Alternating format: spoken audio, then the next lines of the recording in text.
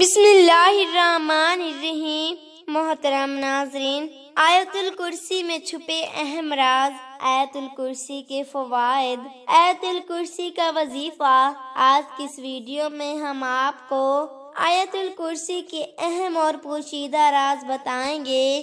اس کے علاوہ اس آیت کی شان کیا ہے، اس آیت کی عظمت کیا ہے، کیا اس عظیم آیت کے فضائل ہیں، یہ تمام تر تفصیلات آج کی اس ویڈیو میں بیان کی جائیں گی۔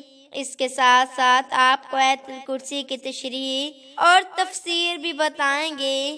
آیت الکرسی سے آپ اپنی زندگی کے مسائل کیسے حل کر سکتے ہیں، یہ بھی بتائیں گے۔ ویڈیو کو آخر تک ضرور دیکھیے گا، انشاءاللہ آپ کو اس کا بہت فائدہ ہوگا۔ محترم ناظرین، حدیث میں آتا ہے کہ جس شخص نے رات کو سوتے وقت آیت الکرسی ایک بار پڑھ لی تو صبح تک ایک فرشتہ خاص طور پر اس کی حفاظت کرتا ہے اور شیطان پڑھنے والے کے پاس نہیں آ پاتا۔ اور نہ صرف یہ کہ پڑھنے والا شیطان سازشوں اور آفتوں سے محفوظ رہتا ہے، بلکہ اس کا گھر والے اور گھر کا تمام ساز و سامان بھی ہر قسم کی آفتوں سے محفوظ رہتا ہے۔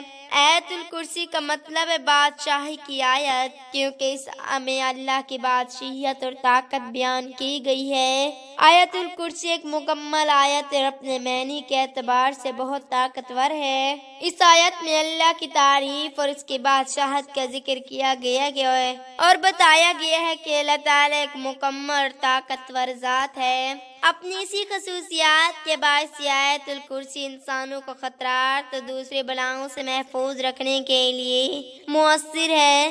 آیت الکرسی کی فضیلت کے بارے میں آج کی اس ویڈیو میں بتائیں گے کہ نبی کریم صلی اللہ علیہ وآلہ وسلم نے فرمایا کہ جو شخص آیت الکرسی پڑھ کے گھر سے نکلے تو اللہ تعالیٰ 70,000 فرشتوں کو حکم دیتا ہے کہ اس کے واپس آنے تک اس کی مغفرت کی دعا کرتے رہا کرو۔ اور جو شخص آیت الکرسی پڑھ کر گھر میں داخل ہوگا تو اس گھر میں اللہ تعالیٰ مفلسی کو دور فرما دیں گے۔ خالق کائنات نے اپنی تخلیق کردہ ہر جاندار اور بے جان حتیٰ کہ اپنے کلام کو بھی اللہ کے توازن اور تناسب کا حق بخشا ہے۔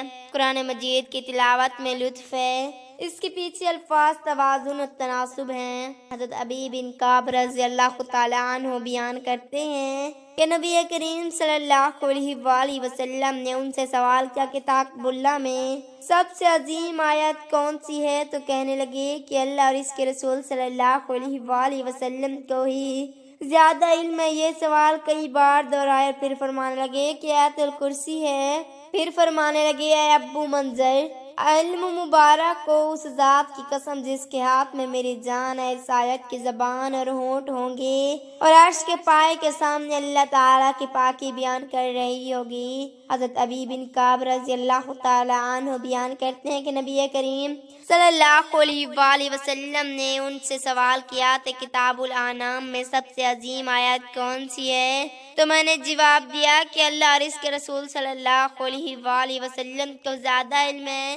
یہ سوال کئی بار دہرایا، پھر فرمانے لگے کہ آیت الکرسی۔ اسی طرح حضرت ابو ہریرہ رضی اللہ تعالیٰ عنہ بیان کرتے ہیں کہ نبی کریم صلی اللہ علیہ وآلہ وسلم نے فرمایا سورۃ البقرہ میں ایسی آیت جو تمام قرآن کی سردار ہے، وہ جس گھر میں بھی پڑھی جائے گی شیطان اس سے نکل بھاگتا ہے، وہ آیت الکرسی ہے۔ ایک اور حدیث میں نبی کریم صلی اللہ علیہ وآلہ وسلم نے فرمایا جس نے ہر نماز کے بعد آیت الکرسی پڑھی اسے جنت میں داخل ہونے سے صرف موت ہی روک سکتی ہے۔ صحیح بخاری کی روایات سے یہ بات بھی ثابت ہوتی ہے کہ جو انسان سونے سے پہلے آیت الکرسی کی تلاوت کرے گا تو صبح تک اس کی حفاظت کا ذمہ اللہ کے حکم سے فرشتے کریں گے۔ اس طرح حضرت علی رضی اللہ تعالیٰ عنہ کا ارشاد ہے کہ آپ صلی اللہ علیہ وآلہ وسلم نے ارشاد فرمایا کہ جس گھر میں آیت الکرسی پڑھی جاتے تو شیطان وہاں سے بھاگ جاتا ہے اور 3 دن تک اس گھر میں داخل نہیں ہوتا اور 40 دن تک اس مکان پر سحر نہیں یعنی جادو کا اثر نہیں ہو سکتا۔